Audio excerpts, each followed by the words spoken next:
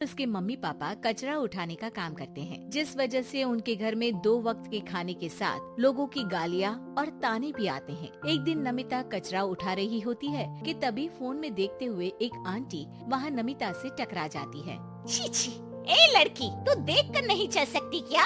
पर मैम साहब, मैं तो अपनी जगह पर ही हूँ, आप फोन में देखते हुए चल रही थी।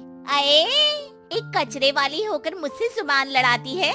अब घर जाकर दोबारा नहाना पड़ेगा, पूरा गंदा कर दिया, कितनी बदबू आ रही है।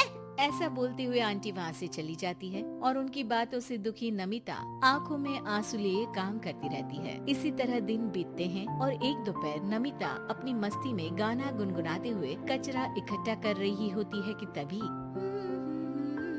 जिंदगी एक सफर है सुहाना, यहाँ कल क्या हो किसने जाना, जिंदगी। तभी उसकी टक्कर मोहन से हो जाती है। अरे देखकर काम करो। मुझे माफ कर दीजिए साहब, गलती से टक्कर हो गई, मैंने जानबूझकर कुछ नहीं किया। ऐसा कोई जानबूझकर भला करेगा भी क्यों, खुश नहीं होता। सोचा नहीं था कि कभी कोई मेरे साथ इतने अच्छे से बात करेगा। अरे जो नहीं करता वो इंसान कहलाने के लायक नहीं, तुम्हें उनके बारे में सोचना तक नहीं चाहिए। मोहन वहाँ से चला जाता है और नमिता उसकी बात को सोचते हुए दोबारा काम पर लग जाती है। इसी तरह समय बीतता रहता है। एक सर्दियों की सुबह कचरा उठाते हुए नमिता ठंड की वजह से पास के घर की सीढ़ियों पर ओत लेकर बैठ जाती है। कुछ ही देर बाद उस घर की मालकिन वहाँ आ जाती है। हाय तौबा, मेरा सारा घर गंदा कर दिया। अरे मैं घर के सामने गंदगी नहीं होने देती और तू पूरी की पूरी गंदगी मेरे घर की सीढ़ियों पर ही आकर बैठ गई। मालकिन, ठंड बहुत है इसलिए कुछ देर बैठ गई, अभी चली जाती हूँ और सफाई भी कर दूंगी। अरे यहाँ बैठकर घर पहले ही गंदा कर चुकी है, अब छूकर अशुद्ध भी करना चाहती है। अपनी माँ के चिल्लाने की आवाज सुनकर मोहन घर से बाहर निकल आता है, जहाँ नमिता को देख वो किसी तरह अपनी माँ को शांत करके घर में वापस भेज देता है। मुझे माफ कर दीजिए मालिक, गलती हो गई। अरे प्लीज मुझे मोहन बुलाओ और अपनी माँ की तरफ से मैं माफी मांगता हूँ। अरे नहीं मालिक, लोग वैसे भी हमें इंसान समझते ही कहाँ है, इसलिए अब इन सब की आदत है। अगर इन सब की बातों को बुरा लगाने लगे तो भूखे ही मर जाएंगे। वैसे तुम्हें ठंड में इन पतले फटे कपड़ों की जगह मोटे और गर्म कपड़े पहनने चाहिए। मेरे पास इतनी चॉइस नहीं है, जो है बस यही है। और जब घर में मम्मी पापा भूखे बैठे हो तो क्या सर्दी और क्या गर्मी। चलती हूँ साहब। नमिता तो वहाँ से चली जाती है, लेकिन अब मोहन उसके बारे में सोचना ही बंद नहीं कर पाता। कुछ दिनों बाद नमिता दोबारा कचरा उठाने मोहन के घर के पास आती है, जिसे देख वो एक नया गर्म सूट लेकर उसके पास आता है। ये तुम्हारे लिए है। शुक्रिया मालिक, पर ये तो नया है। हाँ, किसी को गिफ्ट में नई चीज ही तो दी जाती है। हमें कोई गिफ्ट नहीं देता। हाँ, नई चीज तो बिल्कुल नहीं, पर आपका बहुत शुक्रिया। चलती हूँ, बहुत काम बाकी है।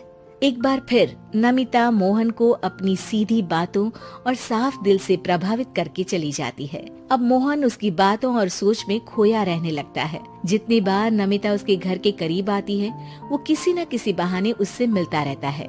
ये सिलसिला लंबा चलता है, जिसमें धीरे धीरे दोनों एक दूसरे से प्यार करने लगते हैं। नमिता, क्या तुम मुझसे शादी करोगी? मुझे नहीं लगता कि ये सही है। तुम्हारे घर वाले और समाज के लोग मुझे कभी नहीं अपनाएंगे। मेरी वजह से तुम क्यों अपना जीवन खराब करना चाहते हो? मेरा जीवन तुमसे शादी करने के बाद नहीं, बल्कि शादी नहीं करके खराब होगा।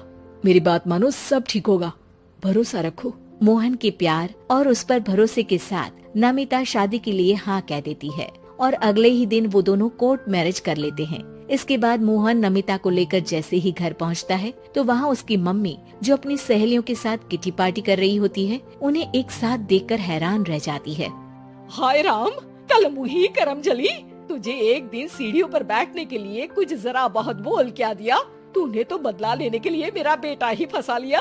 अरे जिस लड़की की हमारे सामने खड़े तक होने की औकात नहीं, मोहन तू सीधा उससे शादी करके घर के अंदर ही ले आया। हाय हाय बहन, अब तुम समाज में क्या मुंह दिखाओगी? अरे मेरी बात मानो, अब बाहर निकलना ही बंद कर देना। आंटी जी, मेरी माँ का तो पता नहीं, पर आप आज बाहर निकलकर दोबारा इस घर में कदम मत रखना। अरे हम ऐसे कचरे वालों के घर में आकर अपनी इज्जत खराब करने का शौक भी नहीं रखते। अगर यही कचरे वाली आपके घर का कचरा उठाना बंद कर दे तो उस आलीशान मकान में आप 2 दिन भी नहीं रह सकती। पता है क्यों? क्योंकि आप जितनी गंदगी फैलाते हैं ना, उसे ये साफ करती है, इसलिए आपका घर साफ रहता है और आप उस पर घमंड कर पाती है। इस हिसाब से तो आप और हम कचरे वाले हुए। ये नहीं, कुछ भी हो, बीमारी, ठंड या गर्मी, ये हमेशा अपनी फिक्र ना करते हुए आपको सेफ एंड क्लीन रखने के लिए सफाई करने आती है और आप इसे ही गंदा बोलती है। शर्म करो। मोहन की बात सुन के सबको अपने कहे पर शर्म आने लगती है, जिस पर वो नमिता से माफी मांगते हैं और मोहन की मम्मी भी उसे अपना लेती